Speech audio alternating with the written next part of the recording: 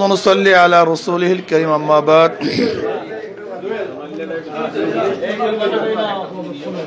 فأعوذ بالله من الشيطان الرجيم بسم الله الرحمن الرحيم وتعاونوا على البر والتقوى ولا تعاونوا على الإثم والعدوان اللهم صل على محمد وعلى آل محمد প্রিয় সাংবাদিক বন্ধুগণ, আপনারা জানেন বিগত 12 জুন 2023 সনে বরিশালে সিটি কর্পোরেশনের নির্বাচন অনুষ্ঠিত হয়। সেই নির্বাচনে হাত পাতা প্রতীক নিয়ে আমি নির্বাচনে অংশগ্রহণ করেছিলাম। অতি উৎসাহের সাথে বরিশালের জনগণ ক্যাম্পেইন, নির্বাচনী প্রচারণা সব কিছু আঞ্জাম দিয়েছিল। ভেবেছিল যে তারা এক সুষ্ঠু পরিবেশে ভোট অধিকার প্রয়োগ করতে পারবে, এবং এইটা ভাবারও যথেষ্ট পরিমাণ কারণও ছিল। যেহেতু তৎকালীন সময়ের ফ্যাসিস্ট হাসিনার প্রধান নির্বাচন কমিশন তার এক টিম নিয়ে বরিশালে আসেন, তিনি সবার সামনে আশ্বস্ত করেছিলেন যে অবশ্যই গ্রহণযোগ্য সুষ্ঠু নির্বাচন তিনি উপহার দিবেন। কিন্তু আমরা তার কথা এবং কাজে কোনো মিল পাই নাই। নির্বাচনের দিন সম্পর্কে আপনাদের সবারই জানা আছে যে ইভিএমে নির্বাচন অনুষ্ঠিত হয়েছিল। সেখানে বিভিন্ন পত্রিকায় রিপোর্টে আগের থেকেই 30% ভোট গ্রহণ করার বক্তব্য এসছে। বিভিন্ন কেন্দ্রগুলি দখল করার, বিভিন্ন কেন্দ্রের থেকে এজেন্টকে নামিয়ে দেওয়ার, বিভিন্ন কেন্দ্র অবৈধভাবে ভোট দেওয়ার চিত্র আমরা মিডিয়ায় দেখেছি। এমনকি আমি একজন প্রার্থী, আমার উপর আক্রমণ করতেও তার কোনো অবস্থাতেই পিছপা হয়নি। আমি তৎকালীন সময়ের পুলিশ কমিশনার এবং এখানে যে নির্বাচনের দায়িত্বে ছিলেন, আমরা তাদের কাছে অভিযোগ দিয়েছিলাম।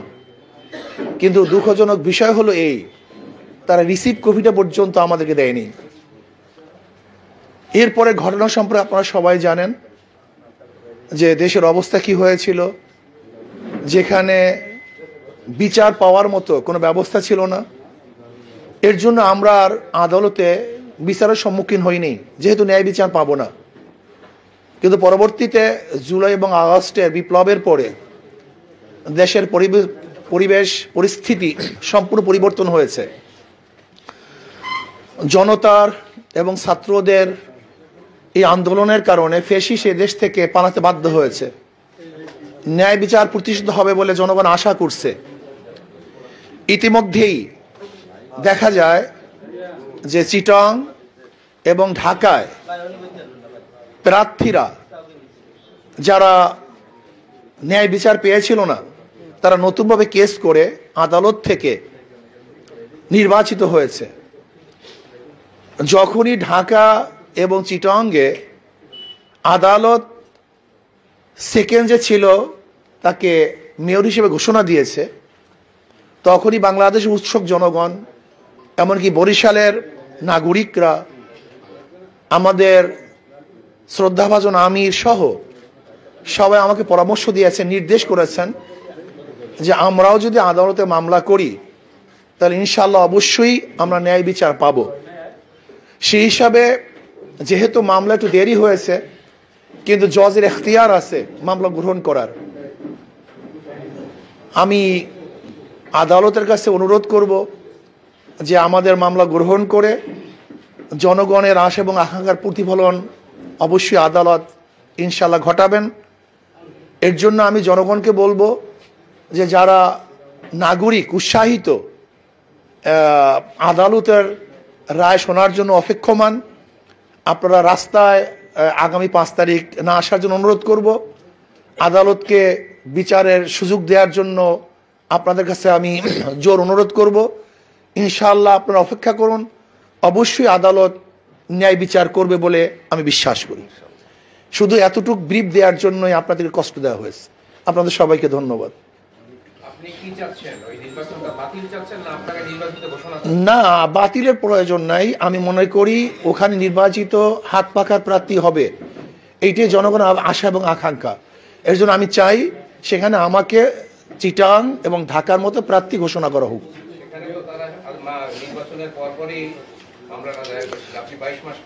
আমি সেটা বলছি যে আমার তামাদি হয়ে গেছে এবং তামাদি উত্তরণের এখতিয়ার জজ সাহেবের আছে, শুধু এতটুকু যে মামলা গ্রহণ করার এখতিয়ার সম্পূর্ণ মহামান্য আদালতের আছে।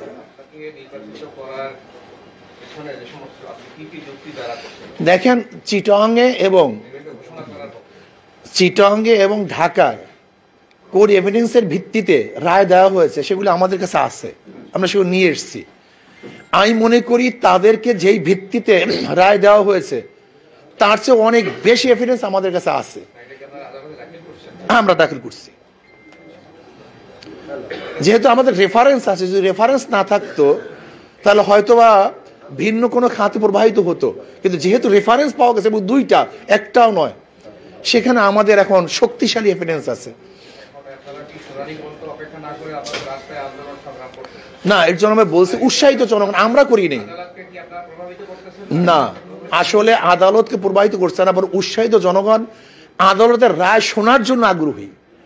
এখানে প্রভাবিত না, বরং উৎসাহিত জনগণ তারা আদালতের রায়টা শুনতে চায়। তারা তো জানে না, তারা মনে করছে আজকেই বিচার।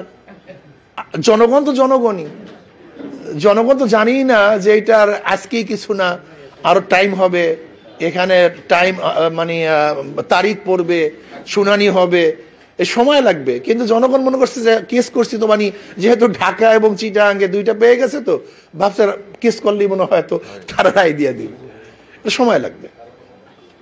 প্রশ্ন ছিল, আপনারই প্রতিদ্বন্দ্বী প্রার্থী ইঞ্জিনিয়ার ইনফরমেশন তাপস জাতীয় প্রার্থী, উনিও মামলা করেছেন। উনি নতুন নির্বাচন চেয়েছে একটা অপশন, দ্বিতীয় আবার ওনাকেও যেন ঘোষণা করা হয়। আমি জানি না 3-4। আর দ্বিতীয়ত হলো এইটা যে আপনি যদি নির্বাচিত আদালতের রায় হয়ে থাকেন, সেক্ষেত্রে নারীদের সংরক্ষিত একটি আসন রয়েছে সিটি কর্পোরেশনে, তাদের সাথে কি করে আপনি মিটিং করবেন? আর আরেকটা বিষয়, আমাদের এক সংবাদকর্মী এখানে সংবাদ সংগ্রহের জন্য এসেছিল পেশাগত কাজে, সে যেহেতু পেশাগত কাজে এখানে এসেছে, তার সংবাদ সংগ্রহ। দেখেন, আমি একজন মুসলমান, শোনেন, আমি একজন মুসলমান, আমি আমার ধর্মকে পুরাপুরি পালন করি, কিন্তু আমার ধর্ম, আমার ইসলাম আমি সব জায়গায় প্রয়োগ করার ক্ষমতা রাখি না, এটা ভালো মতো মনে রাখবেন। আমি আমার জন্য ইসলামকে পালন করার পূর্ণ স্বাধীনতা আছে, কিন্তু দেশের আইনের বাহিরে আমি একজন মেয়র যদি হয়েও যাই আদালতের রায় অনুযায়ী, সেখানে আইন প্রণয়ন করার ক্ষমতা কিন্তু আমি রাখি না। আমি কিন্তু আইন প্রয়োগ করার ক্ষমতা রাখি, আইন প্রণয়ন করার ক্ষমতা সংসদ। কোন স্থানীয় কমিশন, স্থানীয় কোনো প্রতিনিধি, তারা কিন্তু আইন প্রয়োগ করতে পারে, প্রণয়ন করতে পারে না। কাজে এদেশে সবকিছু চলবে দেশের আইন অনুযায়ী, আর আমি চলবো যেহেতু ব্যক্তিগত প্রত্যেকের স্বাধীনতা আছে, আমাদের দেশের সংবিধান আমাকে স্বাধীনতা দিয়েছে আমার ধর্ম পালন করার জন্য। এই জন্য আমি পর্দা করি, যেখানে আমি পর্দা করতে পারি, এটা আমার এখতিয়ার, কি কথা ঠিক না? কিন্তু যেখানে রাষ্ট্র যাকে যে অনুমতি দিয়েছে সেখানে আমার বাধা দেওয়ার এখতিয়ার নেই। ব্যাস, এখানে তো রাষ্ট্র না, এটা তো রাষ্ট্র না, এটা রাষ্ট্র। ব্যাস, পেশাগত সবাই পালন করতেছে, খবরটা গেলেই যথেষ্ট। যদি এইটা না যাইতো, আমি তো বলছি ওরা রাষ্ট্র, ওরা রাষ্ট্রীয় আইন, ওটা পরিবর্তন করার কথা আমি রাখি না। আমার একটা ছোট্ট প্রশ্ন, আপনারা বলতেছেন যে শেখ হাসিনার সরকারের নির্বাচন অবৈধ নির্বাচন, আপনারা বলতেছেন যে অবৈধ সরকারের অবৈধ নির্বাচনের, অবৈধ সরকারের অবৈধ নির্বাচনের, কেন আপনারা? যে আমি তো তাইটাই বলছি, যখন আমাদের পক্ষে রায় আসবে তখন তো প্রমাণিত হলো। না না, যখন রায় আসবে তখন তো প্রমাণিত হবে যে আসলে তার নির্বাচন ছিল অবৈধ, সে ঠিক মতো রেজাল্ট দেয়নি। এইটাই তো আমি চাই, আদালত যখন আমাদের পক্ষে রায় দিবে তখন এটা বাস্তবায়ন হবে এবং শক্তিশালী হবে তার নির্বাচনটা ছিল প্রহসনমূলক।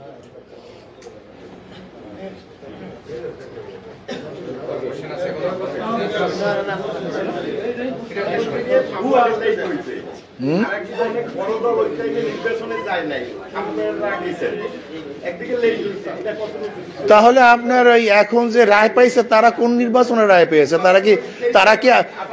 তারা কি আদমের যুগের নির্বাচনের? তখন ক্ষমতা কে ছিল? তখন ক্ষমতায় কে ছিল? তারা কারা ক্ষমতায় ছিল না? তখন তারা ক্ষমতায় কারা ছিল? একটা কথা মনে রাখতে হবে, স্থানীয় নির্বাচনে সবাই অংশগ্রহণ করেছে, কেউ নামে কেউ বেনামে, কেউ একটু মুনাফিকি ভাবে, কেউ ডাইরেক্ট অংশগ্রহণ করে না, ব্যাপারটা সেরকম না। আপনি যদি আদালতের রায় নির্বাচিত হন, আপনার দায়িত্ব দেওয়া হয়, আপনি কি কি সিটি কর্পোরেশনে করার জন্য আপনার চিন্তা ভাবনা রয়েছে? দেখেন, যদি নির্বাচিত হয়ে থাকি কি কি করব এই বিষয়ে আমি বারবার বলেছি। অসম্পূর্ণ কাজগুলিকে সম্পূর্ণ করার চেষ্টা করব, জনগণকে যথাযথভাবে খেদমত করার চেষ্টা করব। আমি মেয়র হিসেবে আবির্ভূত হব না, যখন খাদেম হিসেবে আবির্ভূত হব, এই কথা আমি অনেক আগেই বলেছি।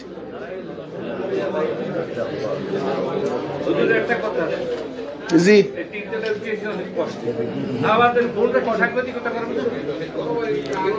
ব্যাস অবশ্যই করবে, এইটা নিয়ে এখানে আলোচনা না করা ভালো।